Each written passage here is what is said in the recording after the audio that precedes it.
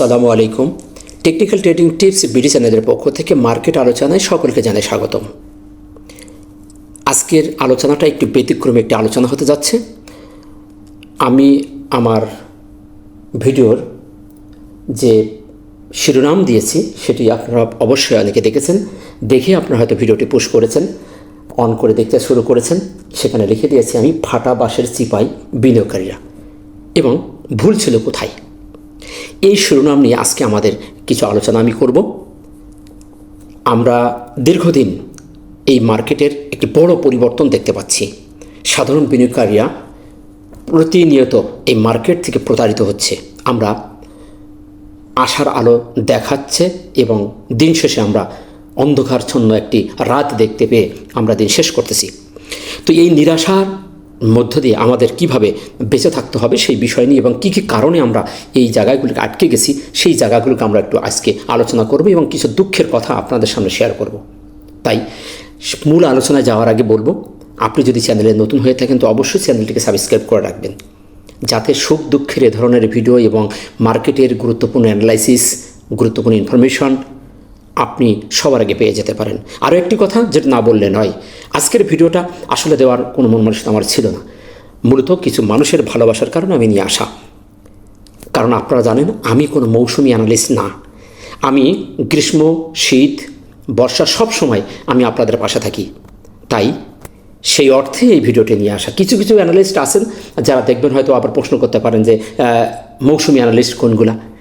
কিছু কিছু অ্যানালিস্ট আছেন মার্কেট যে সময় ফুললি বুম বুম থাকে তখন তাদের বিচরণে পুরা ইউটিউব গরম হয়ে যায়, কোনো জায়গায় আপনি চান্স পাবেন না তাদের ঠেলায়। এবং যখন মার্কেট নেগেটিভ থাকে তখন তাদের আর আপনি ত্রিভুবনে খুঁজে পাবেন না, একদম 70 ফিট মাটির নিচে তারা হিডেন হয়ে যায়।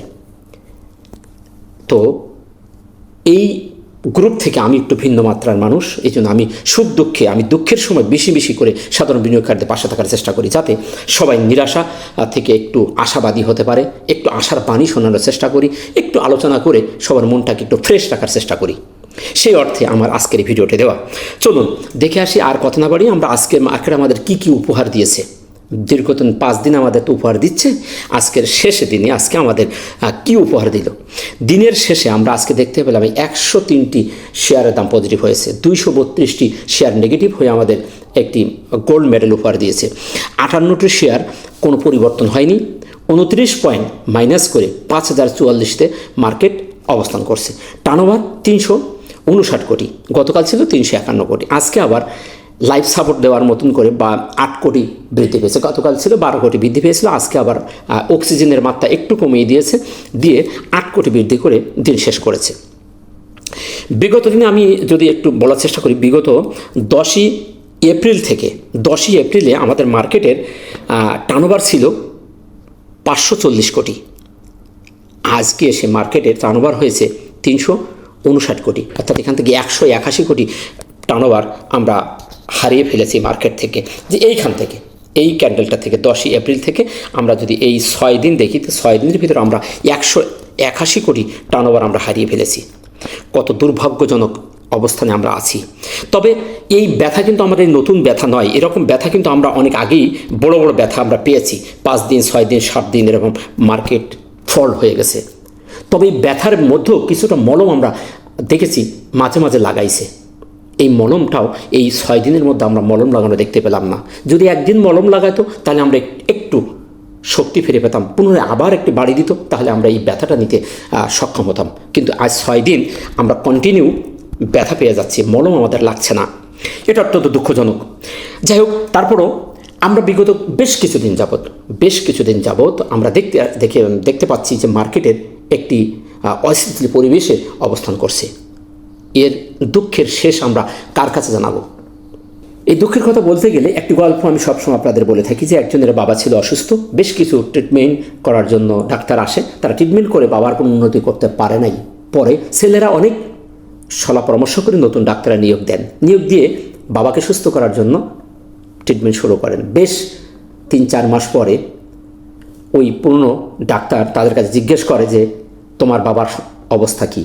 ছেলেরা দুঃখ করে বলে, বাবা আগে বারান্দাতে সে বাথরুম করত, এখন বাবার উন্নতি হয়েছে, এখন ঘরের মধ্যে করে। তো তদরূপে আমাদের মার্কেটের অবস্থা এরকমই হয়েছে। আগে যা ছিল তার থেকে জঘন্য অবস্থায় চলে গেছে। আমরা সবাই আশাবাদী ছিলাম যে মার্কেটে আন্দোলন করলে, চেয়ারম্যান চেঞ্জ হলে, সরকার বদল হলে, বিভিন্ন বিভিন্ন ইস্যু আমরা পরিবর্তন করলে হয়তো আমাদের এই মার্কেটের একটি পরিবর্তন আসবে। আসলে কি আমরা সেই পরিবর্তন করতে পেরেছি? আন্দোলন করে, চেয়ারম্যান চেঞ্জ করে, বিভিন্ন অবস্থান থেকে আমাদের সরকার পরিবর্তন হয়ে গেল, নতুন বাংলাদেশ দেখলাম। আমরা কি প্রকৃতপক্ষে স্বাধীনতা পেয়েছি? প্রকৃতপক্ষে কি আমরা একটি সুন্দর দেশে পদার্পণ করতে পেরেছি? প্রকৃতপক্ষে কি সাধারণ বিনিয়োগকারীরা শান্তির নিঃশ্বাস নিতে পারছে?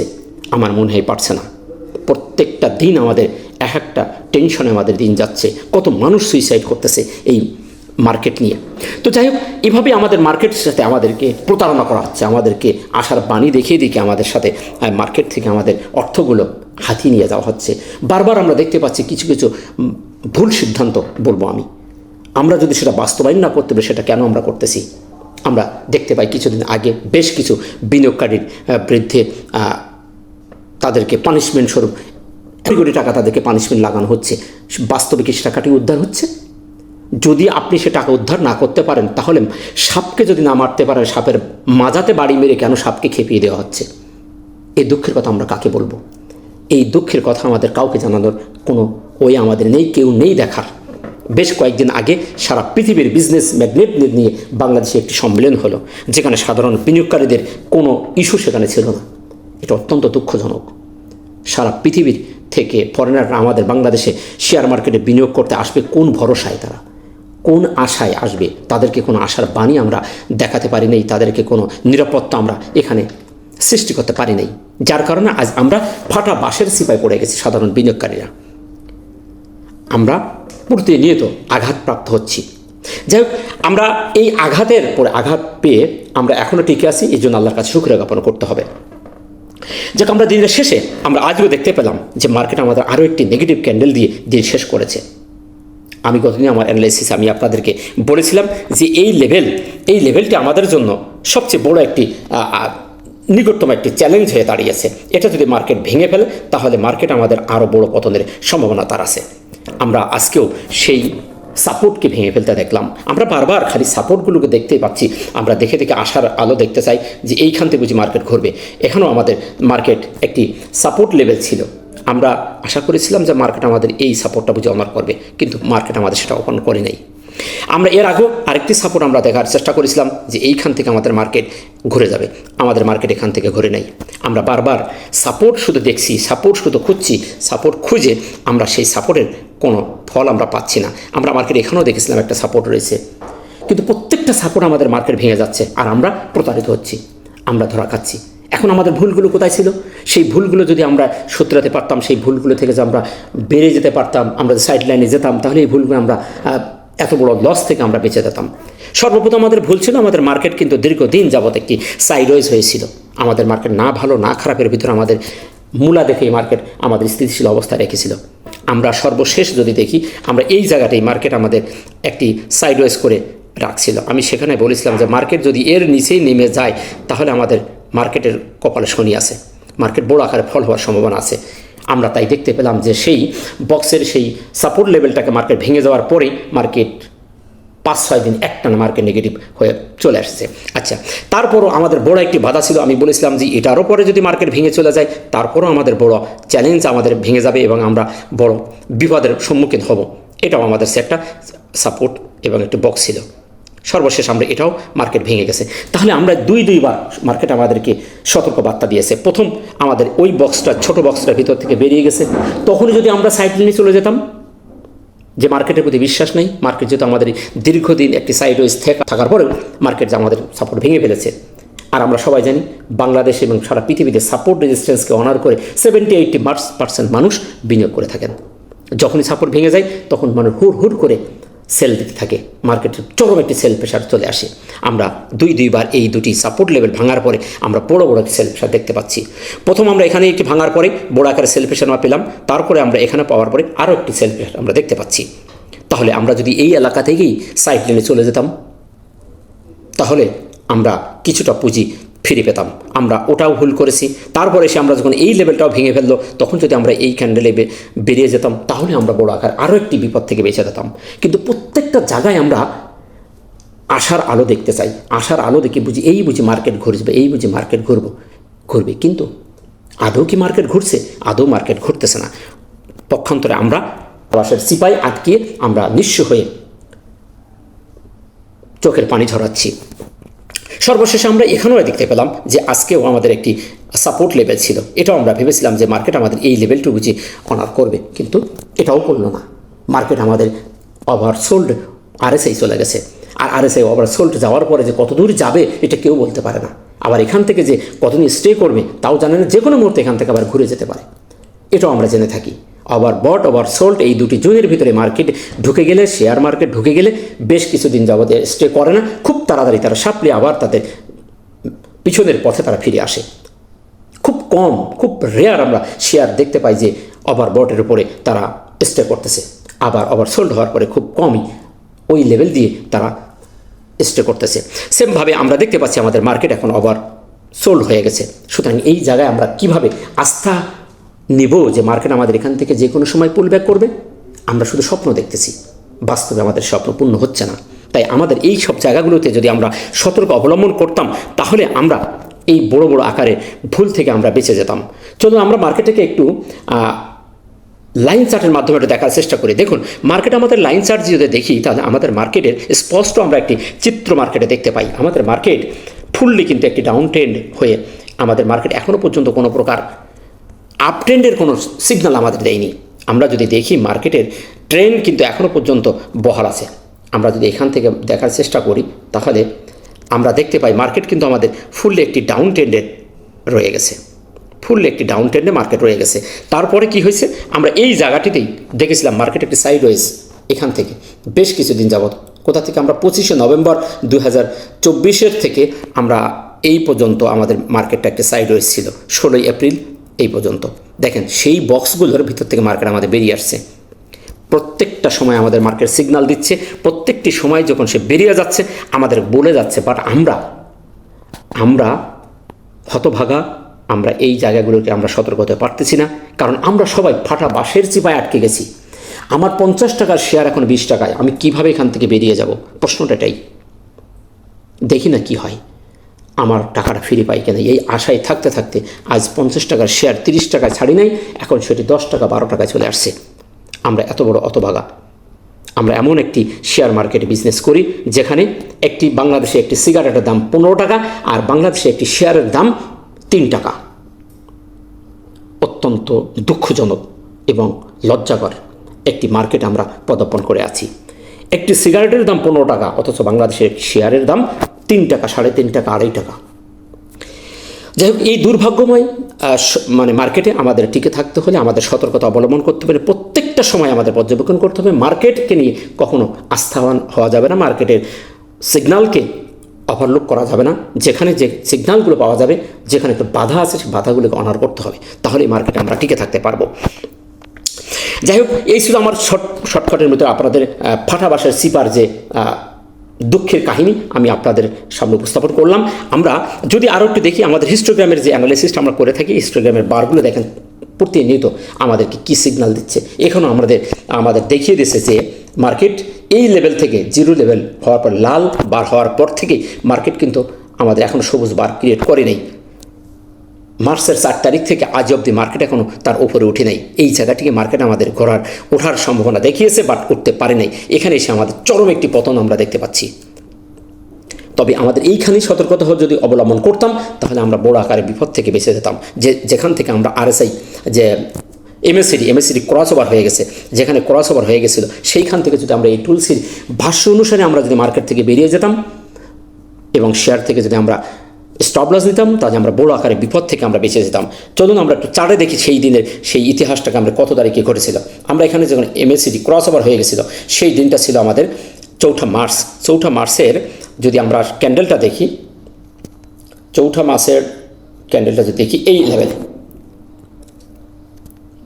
এই ক্যান্ডেল থেকে আমরা যদি বেরিয়ে আসতে পারতাম, এই ক্যান্ডেলটা থেকে যদি আমরা বেরিয়ে আসতাম তাহলে আমাদের এত বড় ধোকায় আমরা পড়তাম। এই ক্যান্ডেলটা থেকে যদি আমরা বেরিয়ে আসতাম, আমরা মার্কেট থেকে 5 দিন এখানে সাইডওয়েজ হয়ে নেমে আসছিল। আমরা যদি এই 4 মার্চের যদি আমরা বেরিয়ে আসতাম তাহলে আমাদের এত বড় ধোকায় আমাদের পড়তে হতো না। কিন্তু মার্কেট আমাদেরকে কিভাবে ধোকা দিয়েছে, এইখানে বেশ কিছুদিন যাবৎ মার্কেট আমাদের সাইডওয়েজ রেখে আমাদের সাথে প্রতারণা করছে যে মার্কেটে বুঝি এখান থেকে সে উঠে যাবে।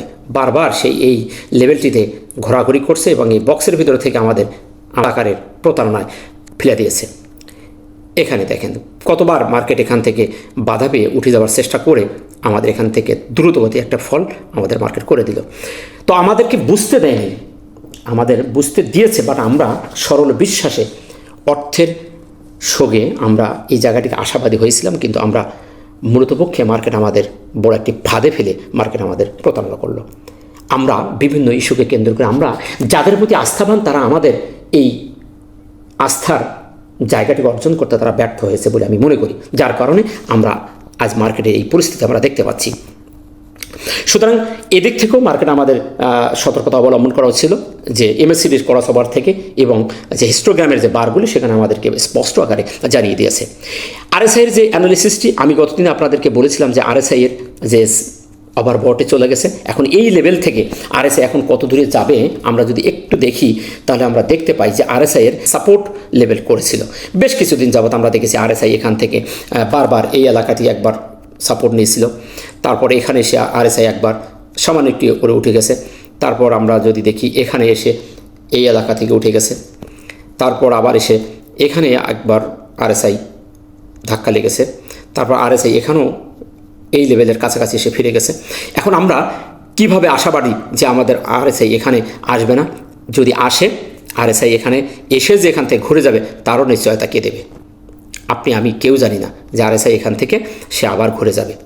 তবে আমরা আশা করতে পারি যে আরএসআই আমাদের যে লেভেলে 22.45 লেভেলে চলে আসছে এবং আমাদের 20 লেভেলের, আমি কতদিনও বলেছিলাম যে আমাদের 20 লেভেলে এসে আরএসআই এখান থেকে একটা পুল ব্যাক দিতে পারে। যদি আরএসআই এখান থেকে পুল ব্যাক না দেয় তাহলে হয়তো এই লেভেল থেকে ভেঙে একটা উঠে যেতে পারে।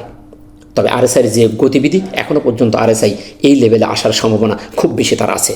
আমরা সেটা চার্টেও দেখতে পাই যে চার্টের যে পরিস্থিতি আমাদের সমস্ত সাপোর্টগুলো সে ভেঙে চলে এসেছে। এখন আমাদের নিকটে আর কোনো সাপোর্ট আমরা দেখতে পাই না। আমাদের সাপোর্ট দেখতে গেলে আমরা এই লেভেলেই আমরা একটা সাপোর্ট লেভেল আমরা বলতে পারি, এই লেভেলেই আমাদের একটা সাপোর্ট আছে। এখন মার্কেট এই লেভেল থেকে মার্কেট ঘুরবে কি ঘুরবে না সেটা এখন দেখার বিষয়। এখন এখানেই মার্কেট যে পরিস্থিতি এখন দাঁড়িয়ে আছে এই অবস্থান থেকে মার্কেট কোথায় যে আমাদের নিয়ে যায় সেটা এখন দেখার বিষয়। তবে একটি কথা আমি আপনাদের বলবো, সেটি হলো এই মার্কেটের ক্ষেত্রে যেটি হয়ে থাকে সবাই যেখানে নিরাশ হয়ে যায়, সাধারণ বিনিয়োগকারীরা যেখানে নিরাশ হয়ে যায় সেখানেই এই মার্কেট একটা আশার আলো আমরা দেখতে পাই। আবার সাধারণ বিনিয়োগকারীরা যেখানে একদম আশাবাদী 100% আমরা শিওর থাকি যে মার্কেট এখান থেকে পজিটিভ মুভমেন্টে যাবে, একটি সেই জায়গা থেকে মার্কেট একটি পুল ব্যাক আমাদের দেখায়, নেগেটিভ মুভমেন্টে যায়। আবার যেখান থেকে মার্কেট আমরা মনে করি যে মার্কেট আর ফেরার কোনো গতি নেই, মার্কেট শেষ, মার্কেট এখান থেকে আরও নিচে নামবে, আমরা সবাই যেখানে আশা ছেড়ে দিই সেখান থেকে মার্কেট পুল ব্যাক করে। তো সেজন্য বলবো নিরাশ হওয়ার কিছু নেই। মার্কেট আমাদের এমন একটি পর্যায়ে চলে এসেছে যেখান থেকে মার্কেটে আর বেশি দূরে যাওয়ার কোনো জায়গা আমি দেখতেছি না। আরএসআই আমাদের 20-এর কাছাকাছি চলে গেছে, 22 অর্থাৎ 20-এর যাওয়ার সাথে সাথে হয়তো বা এখান থেকে একটা পুল ব্যাক হয়ে যেতে পারে। তো সেই 20-এর হয়তো বা কাল হতে পারে, পরশু হতে পারে, এই সপ্তাহের ভিতরে আশা করি মার্কেট আমাদের ঘুরে যাবে। তবে এই ঘোরাটা কত দূর স্টে করবে এবং কী পরিমাণ মূল্যায়ন করবে সেই নিশ্চয়তা এখন আমরা দিতে পারবো না, বলতে পারবো না। মার্কেট ঘুরবে, ঘোরার পরেই তার গতিবিধি দেখে বোঝা যাবে যে মার্কেট আবার কোথায় থেকে আবার বাধা পাচ্ছে, কোন রেজিস্ট্যান্সে এসে বাধা পাচ্ছে।